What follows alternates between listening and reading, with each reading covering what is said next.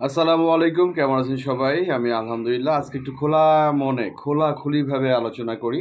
কেউ রাগ হবেন, কেউ কষ্ট পাবেন, কেউ খুশি হবেন। খোলা খোলা আলোচনা করলে এরকমই হয়।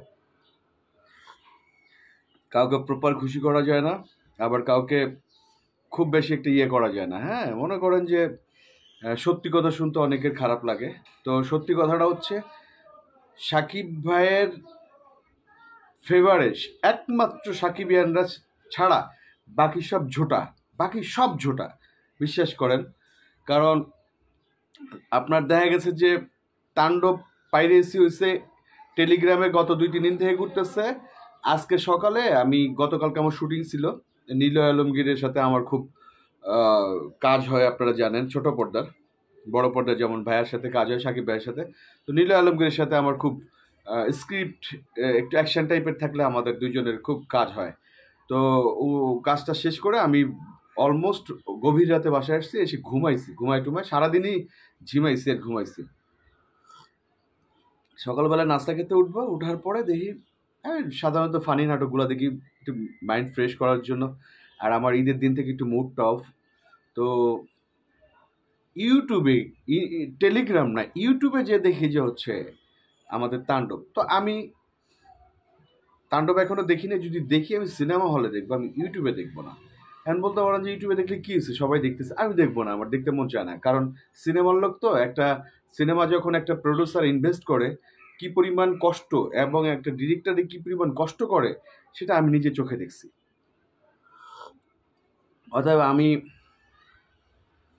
এটা তো ওয়েব ওয়েব কন্টেন্ট না, বা হচ্ছে নাটক না যে আমি ইউটিউবে দেখবো। আমি দেখলে হলে দেখবো, নাহলে আমি দেখবো না।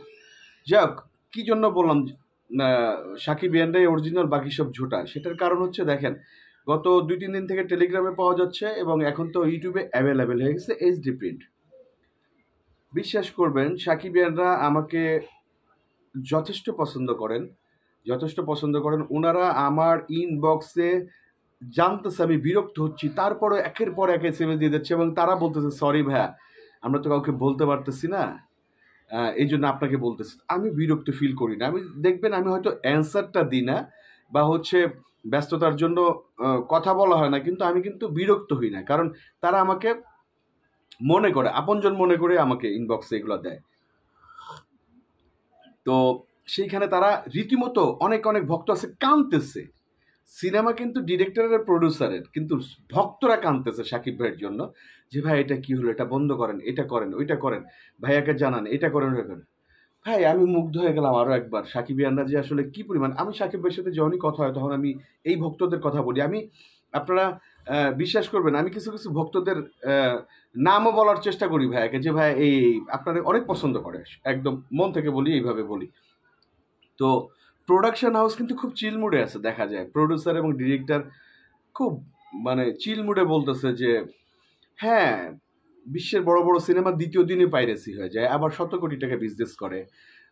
আমরা হচ্ছি পাইরেসির জন্য ইন্টারন্যাশনাল একটা লবিস্ট নিয়োগ করছি, তারা 5 মিনিটের ভিতরে, 2 মিনিটের ভিতরে এটারে শেষ করে দেবে, উড়াই দিবে।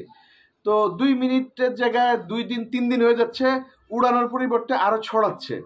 এবং প্রডিউসার তো এও বলছে যে হচ্ছে 20-25 জন ধরবে। আরে ভাই, ধরেন না, ধরেন না। ধরলে মানুষ তো সমানে শেয়ার দিতেছে, সমানে শেয়ার দিতেছে, কাউরে তো ধরতেছেন না, এই জন্য তো শেয়ার দিতেছে। তো এই হুমকি ধামকি একটা জিনিস, আর বাস্তবতা এক জিনিস। আমার মনে হয় যে ওই বাস্তবতা ফিরে যাওয়া উচিত। হুমকি ধামকি, শেয়ার দিলে এরা ধরবো, ওরে দিলে ওটা করবো, 2 মিনিটের ভিতরে উড়ে যাবে, সব ঠিকঠাক মতন আছে এই এই এই ইয়াতে। আগে টেলিগ্রামে গেছিলাম, ইউটিউবে ছড়াই গেছে। ওনারা কারে ধরতেছে, কারে কি করতেছে ওনারা জেনে, এবং ওনারা খুব চিল মুডে আছে দেখে মনে হচ্ছে। ওনারা তো ওনার দেখে কোনো পেরেশানি মনে হইতেছে না। ওনারা বলতেছে কি যে বিশ্বের বড় বড় সিনেমা, পুষ্পা রিলিজের দ্বিতীয় দিন হয়েছে, আর ইংলিশ একটা সিনেমার নাম বলবো, দ্বিতীয় দিন হয়ে গেছে, কিন্তু বিজনেস করছে। আর ওনার টেনশন একমাত্র সাকিবিয়ানদের ভিতরে, সাকিবিয়ানরা কান্না করতেছে। ওই জন্য বললাম সাকিবিয়ানরা অনলি রিয়েল, বাকি সব ঝুটা। তো যে ব্যাপারটা বলতে চাই, ওনারা অনেকে বলতেছে যে ওই যেহেতু তাণ্ডবের ম্যারিট নাই, ম্যারিট বলতে কি তাণ্ডব সিঙ্গেল স্ক্রিনে কম চলতেছে বা অন্য অন্য জায়গায় কম চলতেছে, এই জন্য ওনারাই পাইরেসি করছে।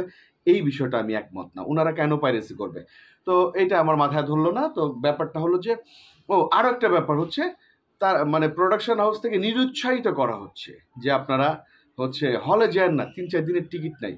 আবার কিছু কিছু আমি দেখতেছি, মানে কন্টেন্ট দেখতেছি, কিছু কিছু ভিডিওতে দেখতেছে সিনেমা চলতেছে তাণ্ডবের, কিন্তু হলের ভিতরে লোকজন কম, সিনেমা চলতেছে, ডায়লগ চলতেছে, শত শত কন্টেন্ট আছে।